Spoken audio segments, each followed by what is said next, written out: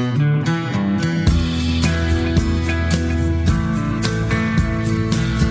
morning, McKenzie County, and welcome to the Living in McKenzie County Podcast. Today, we're going to be talking about the second part of our February episode and really learning a little bit more about the Watford City High School Hall of Fame. And we did a really great episode 2 weeks ago just talking about the history of activities in this entire area, but especially Watford City High School. Today, we have the pleasure of having 3 of the board members with us, and we're going to go around and introduce ourselves. Brad, you were with us 2 weeks ago too, but you're back. I'm back. And then we have a very, very exciting announcement, which is the announcement of the 2026 class and all of the inductees, and then we're going to visit about them a little bit as well. So let's do self-introductions, going to my right. I'm Brad Foss. I'm the activities director for Watford City High School, and one of the founding members of getting this Hall of Fame going and started.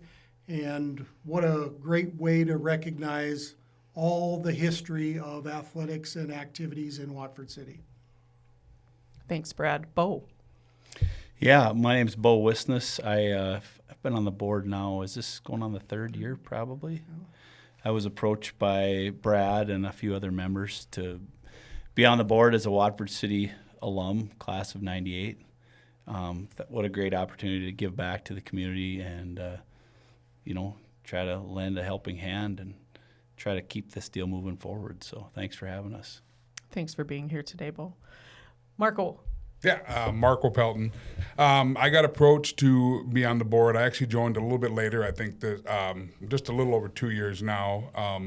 I was at the first big banquet that they did, and kind of saw the excitement about it, and actually approached some of the board people about, hey, if you ever need help, whatever, and careful what you ask for, because they just put me on the board. So last couple of years, I've actually been fortunate enough. I kind of MC the whole ceremony, but no, it's a lot of fun, and we really enjoy it, even for all the work that it is. Well, the annual banquet has been fantastic for the community. I think it's a highlight. Homecoming is always a great weekend in the community, but the banquet itself is a highlight of that. And the camaraderie and just everybody being there, celebrating, appreciating the history, learning about the history. And we definitely spent a couple hours doing that 2 weeks ago and had a really great time. But today we're actually going to announce the induction class of 2026. And I think, Brad, you were going to bring with us as much as you knew about homecoming, and I'm not sure that you do know. Yep, I know. Let's do it. Yeah. Let's start there. We decided the homecoming will be October 9th of 2026. That will be our home football game versus Jamestown. So we will be preparing for that date. Easy win versus Jamestown. Yeah, right. Okay, let's hope so. Regardless, it'll be a great game no matter what. But sure.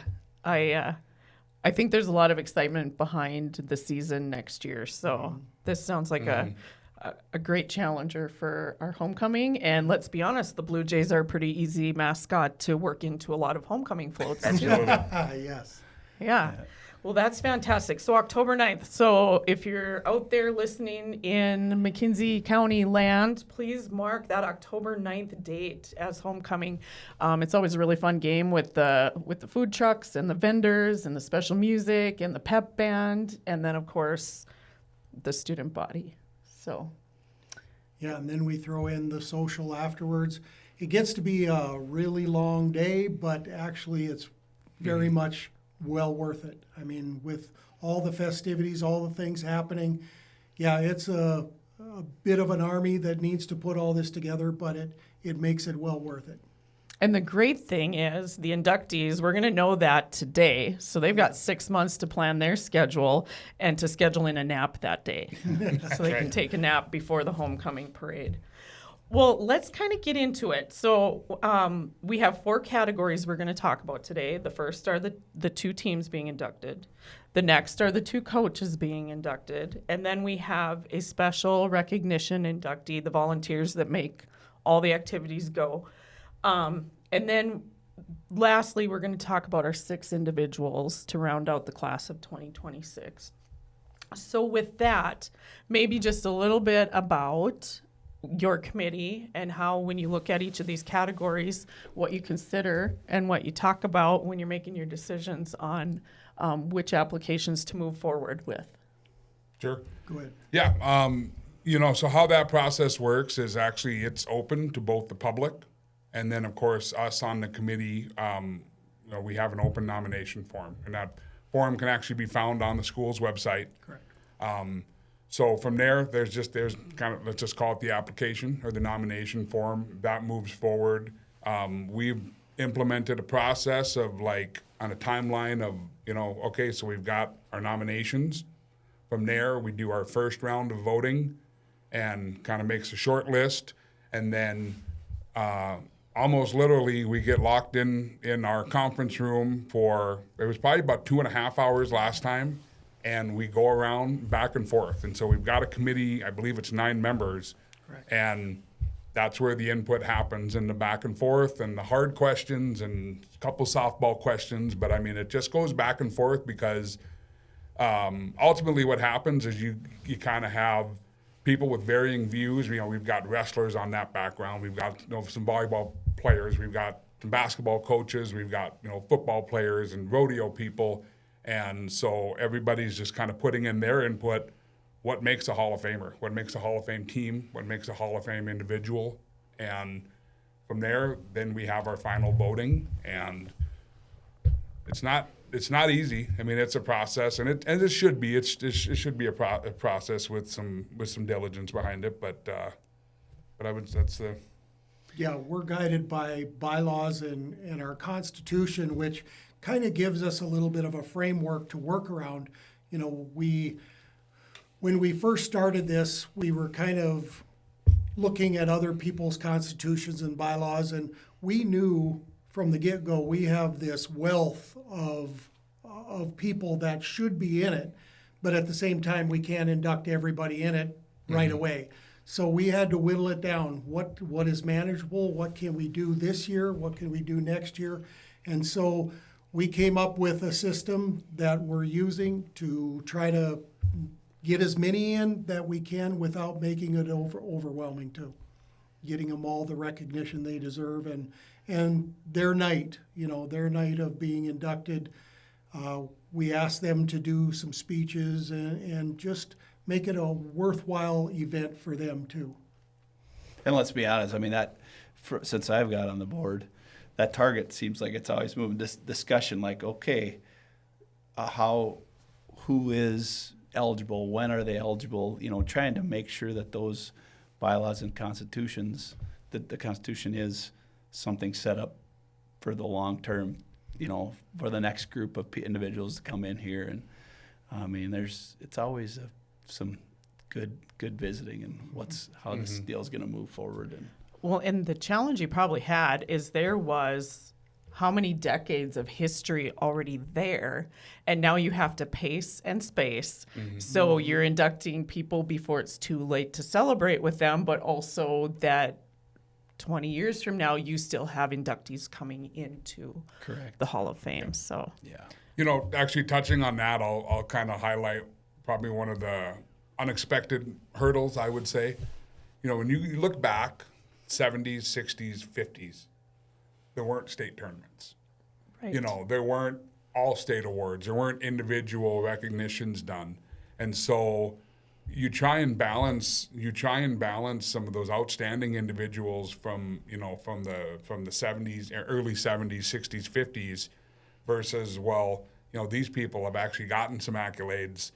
How do you do that? And I mean, I'm only 44. Beau's like 46. So it's like, we weren't there for it. So you're kind of going off of kind of the oral history of it, and too, because sometimes the record keeping from coaches back then, it just really wasn't a thing. It was never thought of. It's like, oh, we need to keep this in perpetuity for whatever reason. So that's kind of been the other, I would say, the unexpected part, is we've kind of dove into some of the very deserving people from 70 years ago.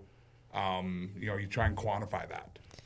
Trace it down, find Yeah. the records that were never kept, relying on the oral history. And with Marco and I being in our 40s, we knew the kids of our generation that were talented athletes. But it's been fun to listen to some of the speeches at our Hall of Fame our ceremony. Whoa, I mean, this guy back in the, what were some of the names the last couple of years? Like The Sanfords. Yeah. like holy, Yeah. this dude, it was legit fun to listen to the records and accolades and the different things that his, guys said about them, whether, the Dickinson State conversations like that. Harold Hammerin Yeah. did a fantastic speech. The Sanfords, you knew of these guys by name, but you didn't realize how deep and how rich their history was. Yeah. So that was awesome to be a part of that. Yeah. The Lynn Linseths of the Yeah, world. I mean, those stories and those roots are just, they hit home. That's amazing to me to think of the quality of people, athletes that our community has had over the however many years. So. Yes, it's been a great 3 years, and make sure everybody out there, you get the 2026 into your schedule, because it's quite a halftime at the football game as well to get all those guys or all of those individuals and teams on the field. So, should we get into it? Sure. All right. Who's good? Oh, just for the record, too, we're filming this a week early, and so we're all sworn to secrecy. We're all sworn to secrecy, Coy. You heard it here, but it's going to drop on Tuesday the 17th. Correct? Yes. Yeah. All right, let's do it. Let's announce our two teams. Who's going to take our two teams, and then we're going to talk about those two teams a little bit. Sure. I would say ladies first. Yeah, absolutely, Marco. The 2007 State Girls Golf Champions from Watford City. So they were head coached by Leroy Bentonhausen. On that team, we had Kayla Hansen, Ariel Liebel, Crystal Fallen, Kyla Wold, Yeah. Paige Anderson, and making sure I'm not forgetting. I know I'm forgetting. Shelly Shelley Schwan. Shelly Swan. Who are we missing? There So six. you have the six Yep, the golfers six. Yep, and assistant coach. and assistant coach. Yep, was Terrell Jacobson. And I will say that we can't wait to probably hear their speech when they No. accept, because very few of us knew very little about that team. So that's going to be exciting when they do accept that. But the only state golf champions that in our history? Yeah, and just for note, the 2007 was a runner-up, and then the year after, 2006 and 2008 were both state runners-up. So a lot of these girls were probably a member of all of them. So Now, was there a stat that we talked about? Is this the first ever girls state championship in Watford City? Was that brought up at the meeting? I believe so, because both basketball and volleyball, we've had a couple runners up, but there was no state championships yet to date. So of thought all about team sports, Yep, the all first team sports. team. First girls. Yep. Girls team, yeah. Yep. So, Okay. Yep. That's cool, because there's probably been some other individuals, but yeah. that's yeah. amazing. Yeah. That's great. The first team. Yeah. Love it. Excellent. So congrats to them. It's awesome. And the really fun thing is quite a few of these girls are pretty close to home, Yes. so it'll be a reunion on October 9th. That's Yeah. excellent. Cool. Congratulations, golfers. Love that. Our next team. Who wants to announce the next team? Do I take that since Yep. it's the closest to? The next team is the 1998 state champion football team that went undefeated. So we've also got a lot of those kids local around here too. who are some that come to you? I know, though. I know we will, if we go through and list the starters, I know we're going to miss some. But that team, excellent team. I know Fred Fridley has always talked very highly of that team.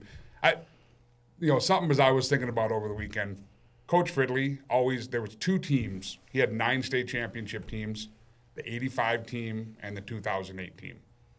And he always said those 2 teams those are my 2 best teams. He said they were both right there. Careful and now. I know. I mean, there's a lot of others.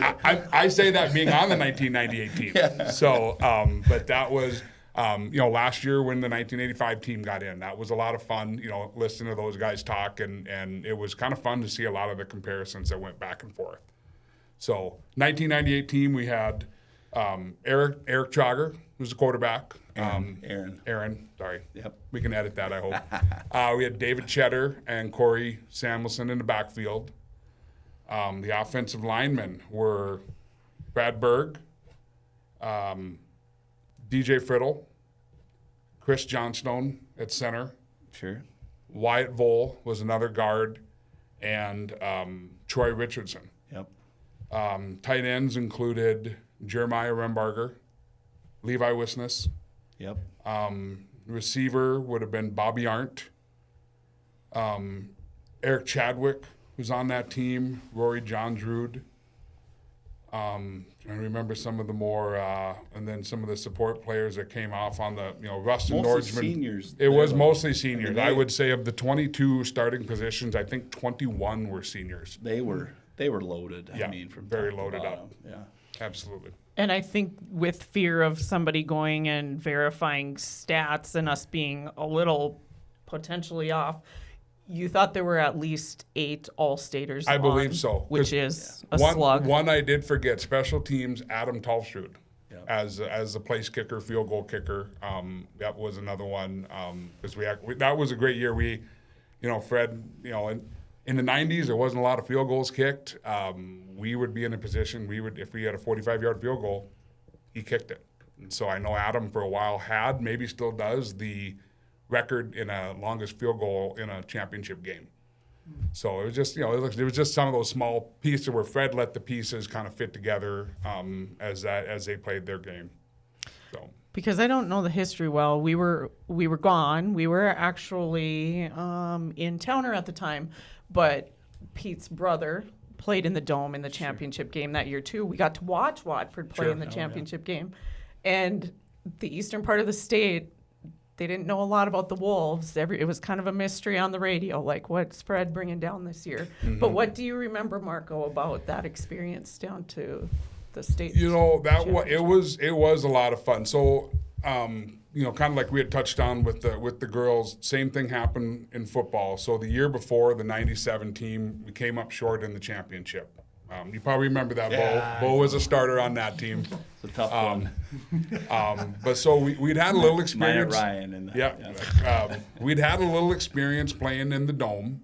But I do just remember that excitement. I mean, that, for, at the time for high school players, that was kind of the ultimate, right? It was, for a lot of us, it was something you're just never going to do again at the time, playing on turf. You got to buy turf shoes. You got to go buy another set of turf deal. shoes. Of course, they have the overnight travel. Was that year? Did you get 2 games in the Dome that year? In '97, they did. We did. The semifinal game. Yeah, because we played Trinity. Correct. And then but the 98 team, did they play 2 games No. there, or just the championship? Just the championship. Okay. Because, again, I believe, if memory serves, it was Dickinson Trinity in the semifinals, but that was at the field here in town. Okay. Yeah. Yeah. So again, they were just a very stacked team, very a lot like the 1985 team. They didn't play a lot of second half. They were pretty open games, and a lot of the younger classmen got to come in and got quite a bit of playing time. But obviously a very fun year. That they were a close bunch. That whole group of seniors. There was just a lot of cohesion there, and a lot of very good football players. I would venture to say, in a good year, you have 1 or 2 kids go play college football. I think that 98 team had 6 kids that went and played college football. Yeah. And so it's kind of, it was, like I said, just a very good football team. That's impressive. Yeah. That's cool. So what are you guys going to do when y'all get back together on October 9th? Oh, I don't know, right? That will be, yeah, I hadn't even thought about that far ahead. I get to be in the parade now rather than working it. There you And, go. Well, we'll still put you to work, Okay, Marco. Yeah, that's we'll good. find a So- way. Double duty. No, I know. Yeah, I know it'll be a good time. There'll be a lot of those guys will be eager to celebrate and get back together. I'm sure a lot of them probably haven't even seen each other since maybe their 10-year reunion, and that's already been, close to 15 years ago. So it will be a good time. Excellent. Well, congratulations to you, Marco, and to that team of I 98. was a tackling dummy by the definition of it on that team, but it was a lot of fun. That's excellent. Cool. Anybody else before we move on to the next category on those two teams? We could sit and talk about the 98 team Yeah, all day. yes, just because they were so close to, like I said, our time, our years. But yeah, more on that to come. Absolutely. Okay. So then our next category is coaches, and we have 2 coaches. Brad, would you like to announce the 2 coaches and talk a little Sure. bit about that? Yeah, obviously we want to recognize coaches. We do this by our bylaws, and we've had nominations for quite a while. And now it came down to announcing a couple more, of which have won state championships and or just high accolades. It's not necessary to win a state champion to be on this, be recognized as a Hall of Fame coach. But the 2 we have, the first one is Leroy Bentenhausen. So as the coach of the 2007 girls golf team, we are going to recognize him. He was a teacher coach from 1980 to 2000. He coached football, junior high basketball, track, state champion, golf coach, and like I said before, he was a runner-up in both 2006 and 2008. So we can talk about him in a little more. I'll announce the second one is Clarence Labor. Clarence Labor, all accounts of him were he was what started Watford City Athletics. Everything from coaching football, track, basketball, wrestling, baseball. He was the advisor of the Letterman's Club, the class advisor, the GAA, back in that. And yes, like I said, he started wrestling back in 1959 in Watford City. And once he left Watford City, he went to Devil's Lake and coached there. He's a member of the Lake Region Hall of Fame and the Unsung Hero Award from there.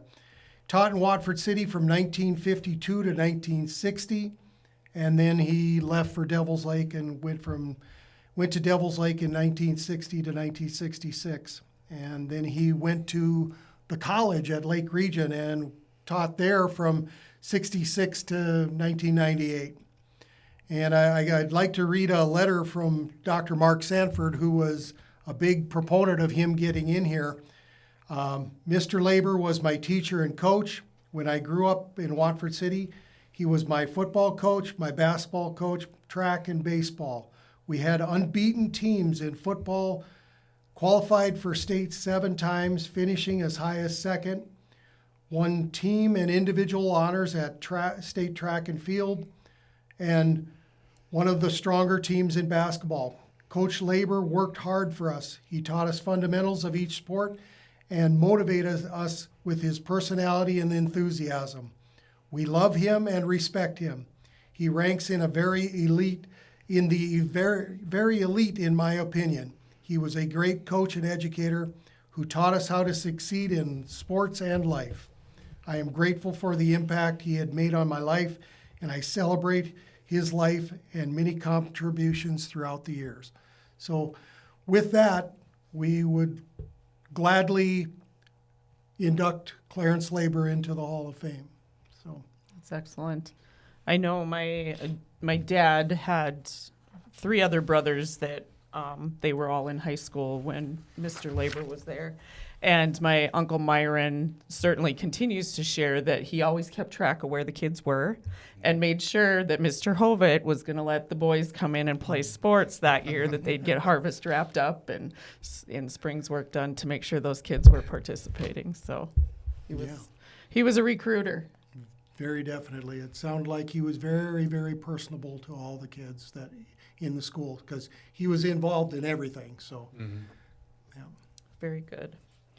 Well, congratulations to both of our coaches. And then on a side note with Mr. Bentenhausen, I don't know if either... Mr. B. Mr. Coach, B. yep, Coach B. Mr. B, if either of you went to close-up, but I had the opportunity also of Mr. B being our close-up advisor when we went to Washington, D.C. as well. Did the same. I just ran into him last week at the Ag Show in Minot, and I was trying to keep my lips sealed. And I said, "Hey, Mr. B, how you doing?"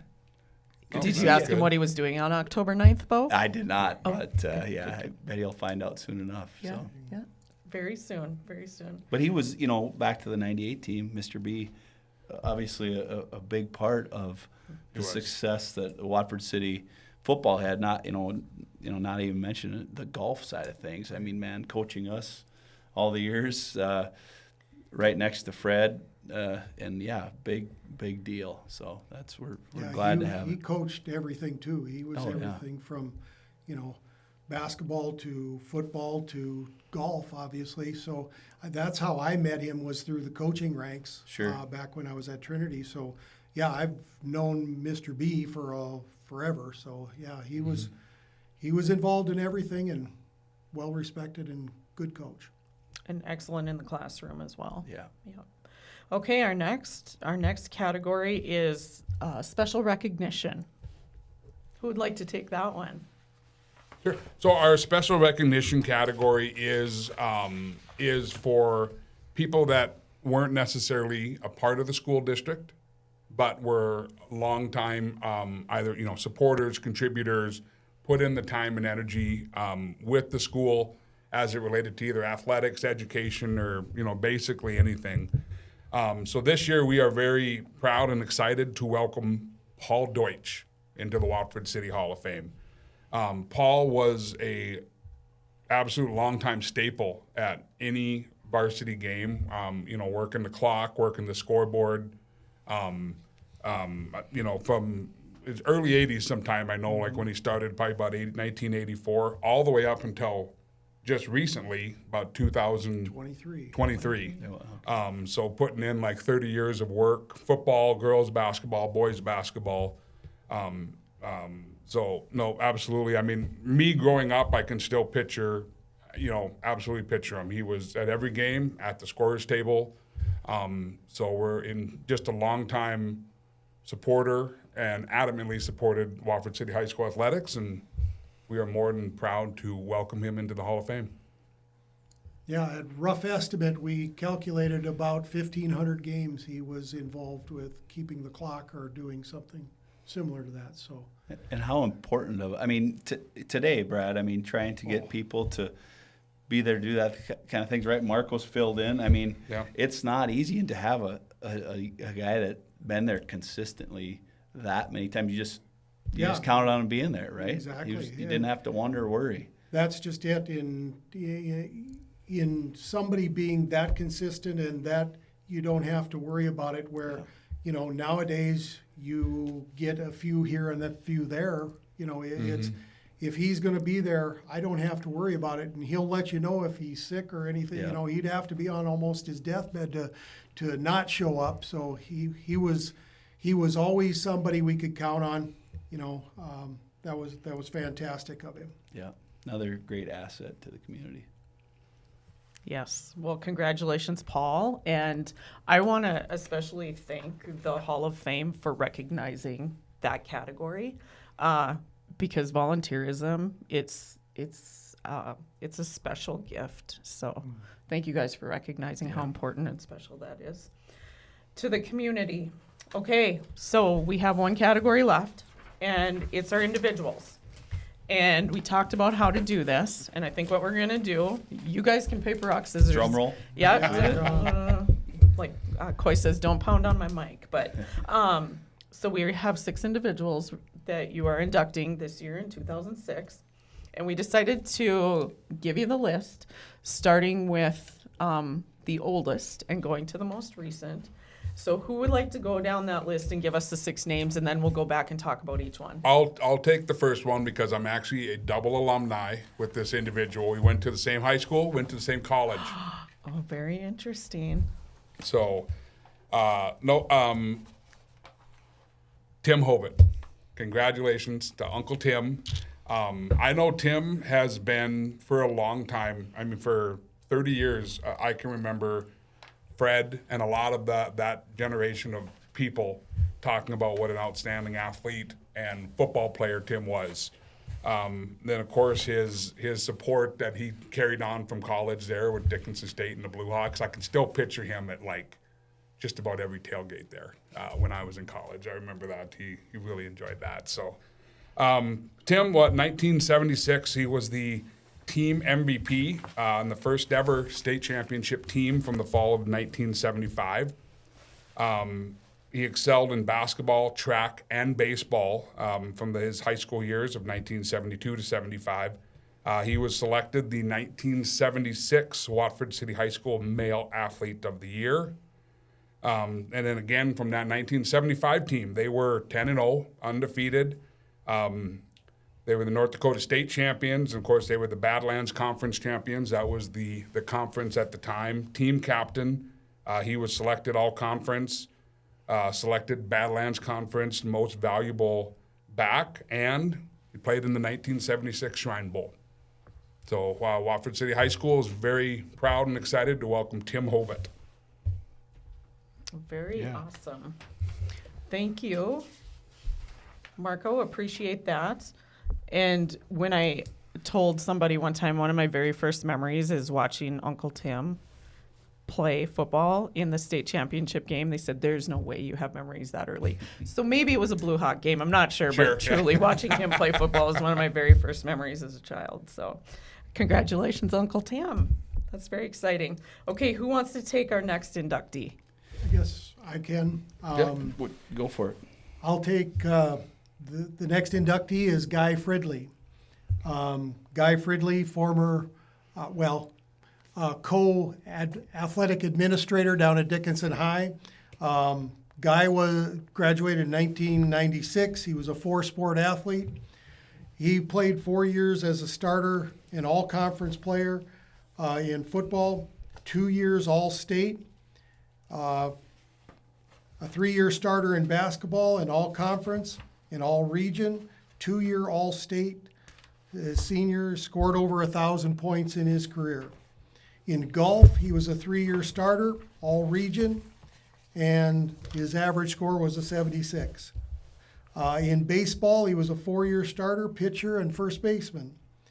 In college, he was a 4-year starter in basketball and went to nationals at Williston State, and then he played at Dickinson State.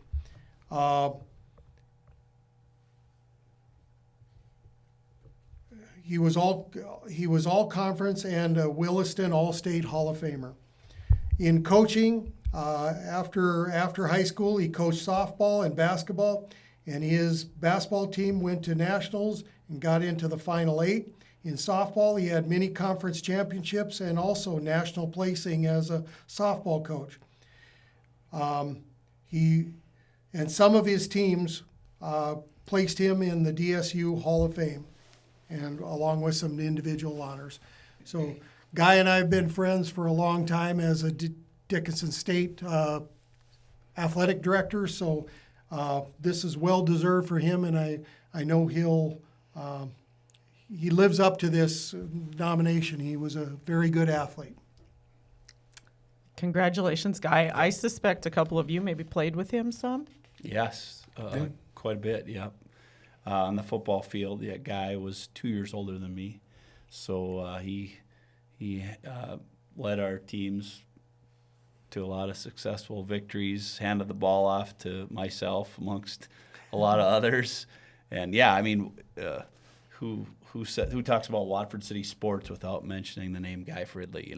So well deserved. I mean, your brother and I have had numerous conversations. Obviously, Aaron grew up with Guy, and talking about all the accolades and different things that Guy has done over the years on the basketball court, to football, to golf, I assume, and baseball, and such a phenomenal person, athlete, and it's been good to get down to some of the Dickinson sports and athletics to see Guy still around, obviously being a big part of that community down there. So well deserved.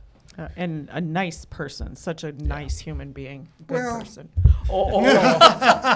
No, I grew up 2 houses down from the Fridleys, and we played a lot of backyard football and no pads. And he was so competitive. He could be a little bit of a bully. No, but no, I the thing when I think about Guy Fridley is how competitive he was, and still is, even to this day, still is. And to me, what I'm the most excited and proud of him for is, the way he even was in high school. I think his accomplishments even after high school are just, if not more, impressive. He played on a couple very exciting UNDW Teton games. He really elevated Dickinson State's college teams when he was there, taking them to the national title. Then as a coach, he comes in, takes over like Dickinson State's softball team, and I don't know the exact numbers, but they went from 4-22, and in span of 2 years, they're in the national tournament. He is an uber competitive person. He's a great teammate. He's a great coach because he really elevates everybody around him. Is how I remember him. And I mean, a chip off the old block from his dad. The way he coaches was a lot of the way his dad coached. And so for me, that's what's been the most fun. I'm very excited and proud for him. Absolutely deserving. Yeah, I mean, he led by example. You talk about on the, like I said, conversations with your brother on the basketball court. He was just the one. He was going to get it done every time. Like a few of our other upcoming nominees have some similarities, but that was the guy that you wanted to have the basketball in the whenever it needed to happen to get the win or whatever it might be. So The clutch. yeah. The clutch. That was the clutch. Awesome. Congratulations, Guy. Absolutely. All right. I was just joking. He's not a bully. I probably antagonized him some. I might have. I cannot imagine that would could have been. possibly happen. Okay, who's going to take our next inductee? Am I up? I think so. I can take the next inductee. I don't know if we're in exact order. Should be. No. No. I'll announce it. You get to Okay, your you page. announce it. You get to your page, Beau. Gee whiz. 2000 class of 2008. Oh, yeah, Justin he is. Shipman. Justin Shipman. Wow, we do have a long list here for Justin Shipman, too, by the way. Congratulations, Jeff. 2008. Justin graduated in 2008. He played basketball on the varsity during his 8th grade year. He tore his ACL as a freshman, but came back to play as a sophomore through his senior season. Sources say he was all-region and all-state those last 3 years. Yeah, twice. So he was a 2-time All-Stater. Actually, I had looked that up. I couldn't quite remember who it was. That is such a huge accolade. This could be a whole nother 20-minute conversation about my feelings on being All-State in basketball. But Justin Shipman being a 2-time All-Stater for basketball, we've only had 2 other 2-time All-Staters. And that would be Guy Fridley and Fred Fridley Jr., who are both in the Hall of Fame. So I like I said, that accolade alone, he's still got a whole list that why don't you go ahead and touch on? Yeah, I'll just continue reading here a little bit. He was a Mr. Basketball finalist senior year, which, I mean, obviously that speaks for itself. Ran varsity track from 8th grade on and qualified and placed 4th at state and hurdles. As a senior, he anchored the state-winning 800 relay team. Played football before his ACL injury and was a starting quarterback as a freshman. According to the record books we have posted, he has 5 records still for boys basketball. And I mean, the list of records, we could be here all day talking about them, but what are some of the ones that jump out to you guys as? Yeah, he was, I guess even without looking at that, I remember that team. I remember that team very well. That was Randy Cranston. He was the coach of that team. They were a very tall, very athletic and fast team. And they had like Bo James, Ryan Thompson on that team. Justin Shipman, how I remember him playing basketball, he was very smooth. He was a tall kid. I think he's about 6'3", and that, even in high school. He was just a very smooth, like never looked like he was rushing anything, and it was so fun to watch that team because of how tall and fast they were. They did a lot of pressing, and they were an absolute run and gun team. Other than that, I actually didn't even live at the time. I didn't even live in Watford City. I was actually living in Des Lacs, Burlington, or Berthold technically, and I would travel over and still catch some of their games because they were kind of a perennial top 5 rated team. I think 2 years in a row. I think both years they ran into the partial Braves, who made the state tournament. So they never did. They never did have an opportunity for a state championship. But no, just very, very well deserving. Outstanding basketball player, outstanding individual. I believe he went to Jamestown College on a scholarship, and is currently a medical doctor. So, no, we welcome and excited to have Justin Shipman joining the Watford City Hall of Fame. Congratulations, Justin, and not to diminish the athletic career at all. No. But, looking at this, the academic student that he was as well. Oh, yeah, for sure. Valedictorian of his class, yeah.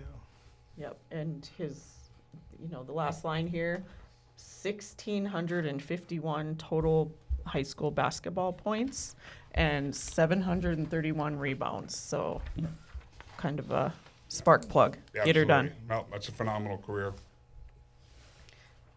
Excellent. Well, congratulations, Justin. I hope you can make it home from sunny Arizona on October 9th to join in on the activities and the festivities. Okay, so we're on number 5 of our 6 individuals. And Okay. yeah, not to put Yeah. you guys got sorry Sure, about yeah, that. no, Okay. Kevin Sanford from the class of 2009. I'll kind of quote, or I'm going to put some words in Coach Fridley's mouth. Coach Fridley, Hall of Fame football coach. I think he took 16 teams to state championship, so he's like 9-7 in the state championship. I have heard Fred say it a half a dozen times. The best quarterback he ever coached was Kevin Sanford. And that's high praise. That's saying something right that there, is saying yeah. something right there. It's Kevin Sanford. He was 2009. He was a first-team All-Stater in AA football. He was also the West Player of the Year that year. Back in 2007, he was a second-team All-Stater. Outstanding career in football. Outstanding career in basketball. His favorite sport, really his best sport, was baseball, which we didn't even have as a high school sport until his senior year. So he was a 2-year starter in basketball, 3-year starter in baseball. So I believe we're including some of the Legion stuff. Football, Fred, something we've kind of talked about. So Kevin here is down for 1,500 passing yards. I don't think Fred Fridley had 1,500 passing yards in all of the 80s and 90s put together. That's really a testament to how the game kind of changed and these kids and what kind of an athlete he was. I remember that was the state championship game against Valley City, if I'm not mistaken. Yep, they were 11-1. Team MVP, Shrine Bowl player. He's got just an absolute phenomenal list and accomplishments. So after high school, Kevin took his he put his hand toward playing college baseball. So I remember it was Nebraska. So here it says 2000. He was down in Western Nebraska Community College, and then actually transferred into Northwestern State down in Louisiana. So he played a couple years of very competitive college baseball, and is currently back living in Watford City. So Kevin, we're excited for you. I know he's going to be about the most humble person there is about this thing. He's not gonna, he's going to be pretty quiet but we're absolutely excited to have him in there, talk about him, brag him up a little bit, because he won't do it on his own. That is for sure. Well, that'll be exciting to put him in the spotlight. Yeah. Well, I mean, being, the same age as Chase, I got an opportunity to watch him, from the basketball court to the football field. And I mean, another one of those guy Fridley kind of got, you wanted the football in his hands. He wanted the football, basketball, whatever it is. He just wasn't afraid of nothing. He was going to go out there and if they needed a three at the whenever to on the basketball court, or needed a first down on the football field, like, he just, no fear. He was just get it done. And I remember that, he just really loved watching that caliber of play from Kevin. So That's awesome. Congratulations, Kevin. I think I'm starting to figure out why I threw Beau for such a loop here a little bit. I absolutely missed. I missed somebody. So we have somebody from the class of 1998. Can we go back to that, Beau? Sure. Yeah, I'd love to announce him. Marco forgot his. He didn't realize how old he was. I guess, yeah, that's right. I did forget about this. The next inductee I'd love to introduce is Corey Samuelson. He was class of '99, and he was on the Watford City, the '98 football team. The stats, I mean, rushing yards. I had the opportunity to block for Corey my senior year, and I mean, what a phenom on the football field. Obviously went on to Dickinson State and then NDSU. Mm-hmm. And I mean, as a return man, I mean, unbelievable. And that's not even to mention some of his hockey and track accolades. I mean, very, very blessed to have him in the Hall of Fame now. Marco, you got anything to add? Sure. He was another one. We after high school watching Corey, so he went to Dickinson State as a true freshman played. And that was not Hank Biggio, coach there. That wasn't a big thing. That didn't happen very often. And even after that freshman year, if memory serves, and I will say I didn't even look this up, I just remember this from 25 years ago. I believe he was third-team All-American as a true freshman. Oh, wow. Oh. And he just an absolute explosive return man, punt returner, kick returner. So unfortunately, his education degree took him to NDSU. And I shouldn't say unfortunately, but he did end up suffering a career-ending injury for the Bison. Never got a chance to suit up for them on the field. But I will tell kind of a funny story. My freshman year, I was at NDSU. I'm in overflow housing because the dorms were absolutely full. One of the kids in the dorm I was living with ends up moving out. He dropped out of school. I move in. My roommate is the redshirt quarterback for the Bison. His name was Jason Jordan. And so, we're kind of getting to know each other a little bit. He's a Minnesota. He's from Stillwater, Minnesota, and he's a super nice kid. And we're probably living together about 3-4 weeks, and they're doing their fall football practice and stuff. And if you're from Minnesota, you don't know where Watford City is. You've never heard of Watford City. And he comes. I can still vividly remember this. We're sitting down in the dorm room together one day, and he kind of looks. He goes, "Where's your hometown again?" I said, "Watford City. It's in western North Dakota." "Is there a kid on the football team from Watford City?" And I said, "Yeah." I said, "Corey Samuelson." "Yeah." I said, "He transferred from Dickinson State." And he says, "Yeah." He goes, "They got him playing slot receiver. I was throwing to him today. He might have the best hands of anybody on the team." And I remember Jason saying that, and I just kind of laughed, and I said, he was an absolute explosive player for Dickinson State. Looking forward to seeing what he could do. And unfortunately, Corey, you blew your shoulder out. So it's just wasn't in the cards, but I know he had a big love for football, and like I said, his high school career was phenomenal. It did help. He had some of the best in the business blocking for him. Right. Big Right? holes. It was easy to block for. But that brings me back to, my senior year, his junior year. You got injured Yeah. early in the season. Like, how early was that? I think first, second game, broke his collarbone. broke his correct? collarbone Yep. at practice. Yep. Jarrett Wold always reminds me of the story because he remembered it better than me. And rehabbed all year. We played. I believe, didn't he come back at the Valley City game? Yes, it was in the playoffs. Cold in Valley City. We show up Yeah. to Valley City, and I think Mr. B and Fred were talking about this. We stepped off the bus, and Valley City was already asking about the next team they might have to play. They assumed that they were going to win that game. Well, little did they know, Corey was we back. got was Corey back. back that first game, Yep. and it was cold and miserable in Valley City that day. And I don't recall the score, but we came in and I'm going to say we thumped on them, we beat them, and yeah, little did they know our secret weapon, Corey Samuelson, was back. Where did this kid come from? We haven't seen him all year. No, he's been That's right, hurt. yeah. So yeah, it was that's just a fun little story I remember about Corey, and amongst many others. But like you said, not just football. I mean, I've talked to numerous people. Dave Hansen. Tell me one of the best hockey players ever to come out of Watford City.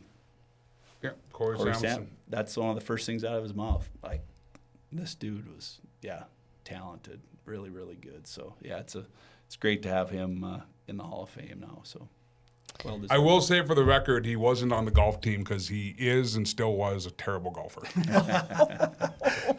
Just for the record. Just for the record. Just throwing it out there. Nice.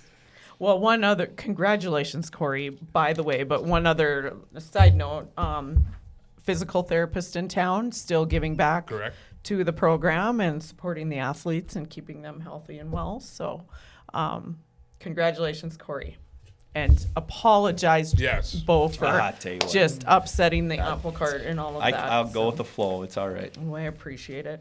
Okay, and our last individual inductee is our youngest in the group. Who would like to take the opportunity to announce this one? I can take that one. Michaela Haugeberg is our last inductee, a 2013 graduate. And that's my first year here in Watford City. She was a phenomenal female athlete. She could do anything. She was a volleyball player, set many school records. She had, in volleyball, she was one of the first to do jump serving here in Watford, and her jump serve was just a rocket. And she set a lot of records with that serve. She was a multiple-time all-district, all-region athlete. In basketball, she played, 7 through 12. She has school records in steals and assists, and multiple all-district, all-region. 2011 all-state team when we took 8th that year, and second team all-state as a junior and senior, and then played in the Lions All-Star game for basketball. In track, she also was lettered grade 7 through 12. She has a school record in javelin and pole vault. She was a senior athlete in long jump. She was 7th. She took 6th and 5th also in long jump. In javelin, she placed 8th, 7th, 3rd, and 1st in her high school career at state. In pole vault, she was a 3-time champion at the pole vault. She qualified in the 1600 relay, also which took 7th place. In softball, she was a pitcher and played infield. She sets a school record in steals per game, and she was 2013. Their team went to state, took 8th, and first team all-state her senior year. Her senior year, she participated in 5 sports and lettered in all 5.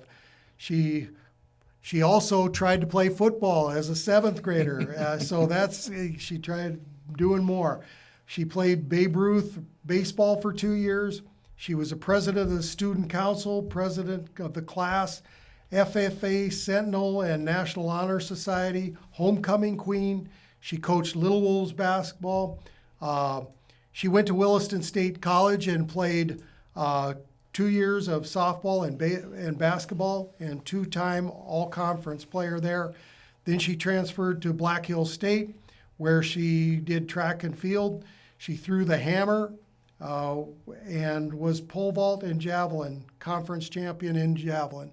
So her career went much further than just high school, and she was one of the best female athletes coming out of Watford City. I knew that Michaela was busy. I didn't realize how Very busy. busy, So yes. that is very impressive. Very impressive. Congratulations, Michaela. Another one of the inductees on this list giving back today with her current career in town with Yeah, she just moved back. sports as med of- and performance. Yep. So, yeah, we're trying to talk her into coaching too. No hints there, Michaela. No We're trying pressure. to get no pressure at all, but yeah, we're trying to get her into the coaching realm too.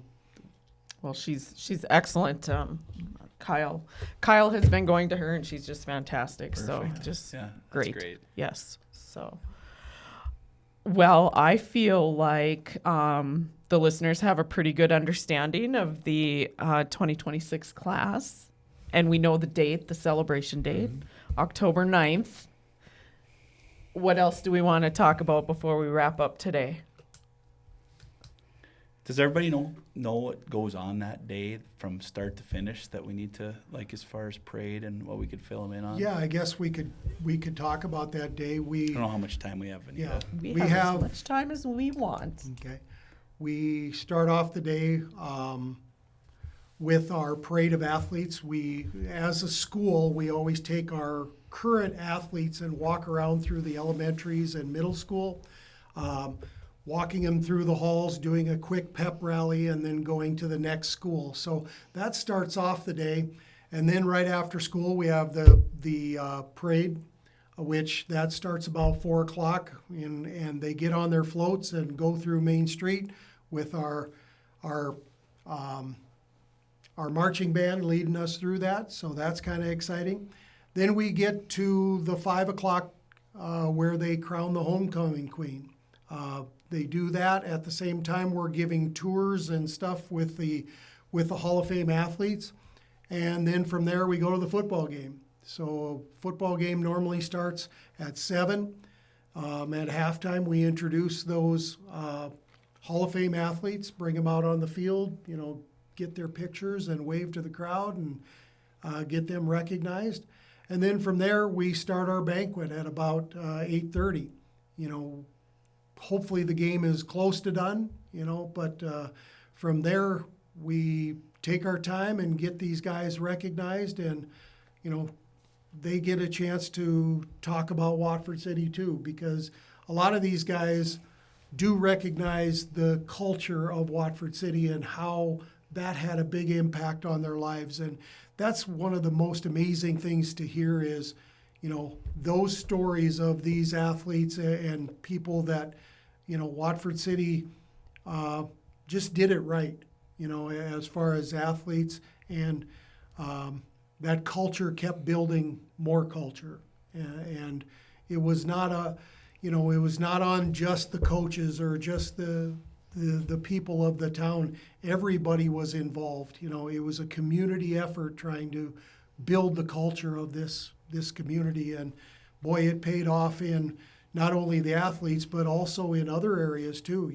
We see the people that have given back, that made this community what it is. So it's a fantastic way of recognizing all that. Wonderful. We had our annual meeting of the EDC last week, and one of the things that we talked about over and over again is a community of leaders who will stand in the arena and serve. And so that culture, that comes from what we're celebrating on October 9th, certainly. It's so great, like, and I hope more young kids get a chance to listen to some of these inductees and the previous ones, their speeches. I know we've recorded them. I mean, to hear some of the influential people in their lives and what Watford City, McKenzie County, this area means to them, and some of the coaches. I mean, it really hits home. I mean, they're great things to be a part of and listen to hopefully help with some of these younger kids to strive to do a little extra, stay involved. It's good. I hope they all get a chance to come out and listen to their induction speeches and take part of that day. And if you want to dig into it even more, we do have it. All our inductees, all their accolades are on the website, not only in the schools on the kiosks, but also on our Watford City High School homepage. So if you go to the homepage, it's under athletics, and then under the fan zone, if you look in the fan zone, all the Hall of Fame inductees and their stories and their pictures are in that as a digital archive of all this that's going on. So it's kind of nice to go back and look at some of those things. So. And for our listeners out there, after you've heard the podcast today and the 2026 class, if you have anybody that comes to mind that you want to be considered in the future, we'll make sure we get that how to apply into the show notes so we can find that spot on the website, because it's definitely there, but it's a layer or two in. So we'll get that direct link right there so listeners can see that. But I just want to, again, extend gratitude to the Hall of Fame for the work that you put into the process of maintaining the history and celebrating the culture and celebrating those who really grew the culture. So thank you guys for all of that, and to the rest of your board as well. Again, we want to congratulate the class of 2026, and we are so excited to see all of you on October 9th and celebrate. And so with that, Coy, do we have anything else that we missed? Awesome. Okay, well, we're going to sign off. Thank you guys so much. Appreciate Thank you. you. Thank you. Thank you.